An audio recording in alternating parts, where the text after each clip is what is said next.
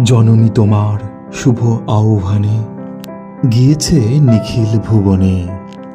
নতুন ধান্যে হবে নবান্ন তোমার ভবনে ভবনে। হ্যাঁ বন্ধুরা, আজ তারাপীঠ জুড়ে নবান্ন উৎসব। তারাপীঠবাসী তথা আশেপাশের গ্রামগঞ্জ সকল পরিবারগণ নতুন অন্ন নিবেদন করে পুজো দেন তারামায়ের মন্দিরে এসে তারামায়ের কাছে।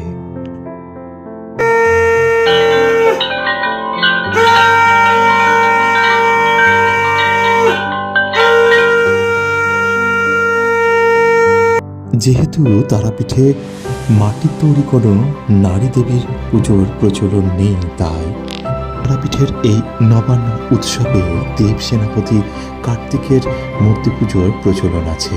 তাই তারাপীঠের নবান্ন উৎসব কার্তিক পুজো নামে পরিচিত।